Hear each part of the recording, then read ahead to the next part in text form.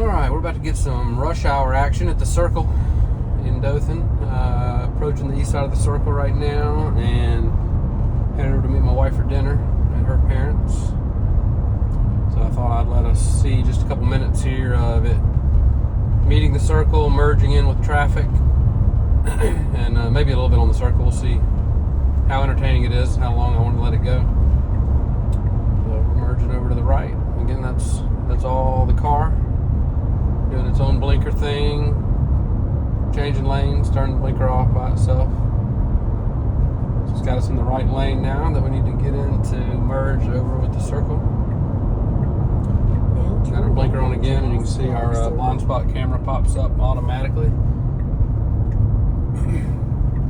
So approaching the intersection. We got a yield lane, so we got a little bit of room to maneuver here. We'll show on the side. Just gonna merge right over into traffic, no problem.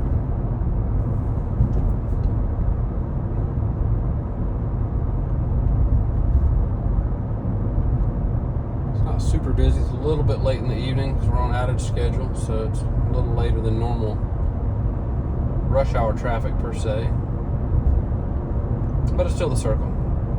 So everybody that lives around Dothan understands how crazy the Circle can be sometimes, or at least people that are from here feel like the Circle's crazy. People from Atlanta and stuff kind of laugh at that, but it is probably our busiest area around town.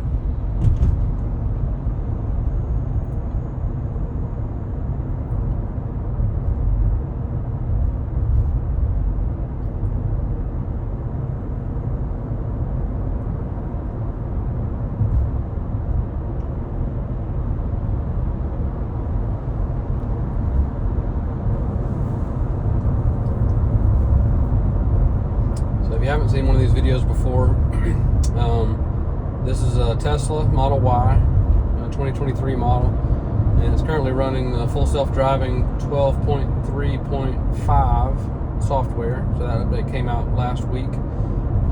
It uses a neural network, end-to-end neural network processor that basically uses AI learning. So the car, the computer in the car basically gets taught by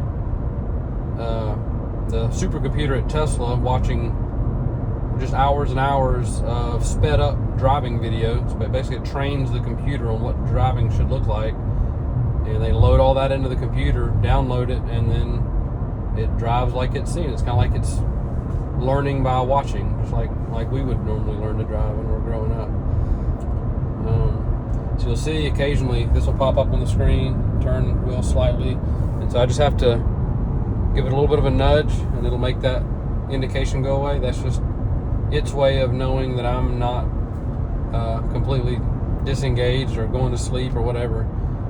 It's one of the ways that they can tell that I'm paying attention. There's also a camera right up here that watches me, and it's pretty dang accurate. I mean, you can see I'm holding my phone right now because of the video, but I'm not looking at it. If I was actually looking at my phone, it'll only give me maybe 2 or 3 seconds before it'll beep and say, hey, pay attention to the road, which, I mean, if you want to look at your phone all the time, it might be annoying, but if you don't want to get in a wreck, it's probably a good feature, because I can tell you, I use full self-driving pretty much everywhere I go, and I look at my phone way less using that than I used to when I would drive by myself, which is not a good thing at all, but it's pretty scary if you look around at other drivers, how many people are constantly checking their phone at red lights and not at red lights, and just pretty much if you're beside somebody and you're driving down the road and you watch them, you're probably going to see them look at their phone quite a few times.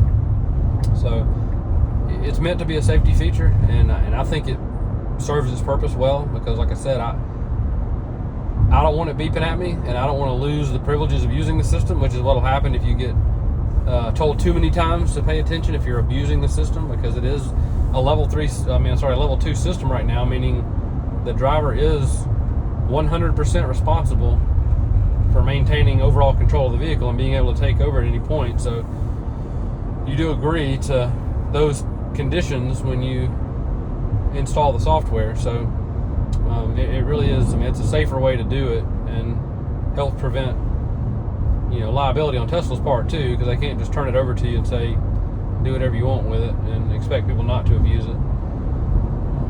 But anyway, we're about I don't know, a quarter of the way around the circle now. We're passing by the big truck dealership up here on the north side of town, and I'll be coming around. I'll probably keep it on at least through the next big intersection.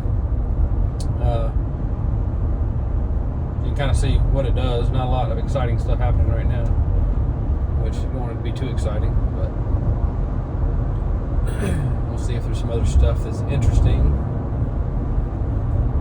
If you haven't seen my video passing the tractor, go check that out. I was on one of the back roads near work the other day, letting Full Self-Driving drive home like I usually do, and got behind a huge tractor that was taking up all of both lanes. And I didn't have my phone out filming at the time, but I did go back later and pull the dash cam footage and the side and rear cam footage as the car went around the tractor when he pulled over for me, and all that was done on its own. Full Self-Driving really does an excellent job handling most of those kind of odd situations, because it's a more global approach using the vision system instead of just having a bunch of sensors and kind of an algorithm that tells it, when to stop, when to go. It's not as robotic anymore with the AI built in. It's learned from human driving behavior, and so there are some things they've had to unlearn from human driving behavior, like not fully stopping at stop signs, only because it's against the law to not fully stop at stop signs, even though nobody really fully stops at stop signs. When they first rolled the software out, the car would get to the stop sign and kind of come to a slow almost stop and then roll through like most people do, and that's kind of how it was designed to work, so it was more human-like. And NHTSA made them go back and change that to where it comes to a full stop. So that's one difference that you'll see, that maybe a little bit different looking than a normal human driver, is that it does fully stop and then go at a stop sign, and that's just because it's the law, and they weren't allowed to program it to violate the law, even though they tried to make it more familiar and more human-like. So just going through the 231 and Ross Clark Circle intersection there, that was pretty uneventful. Red, the light was green already.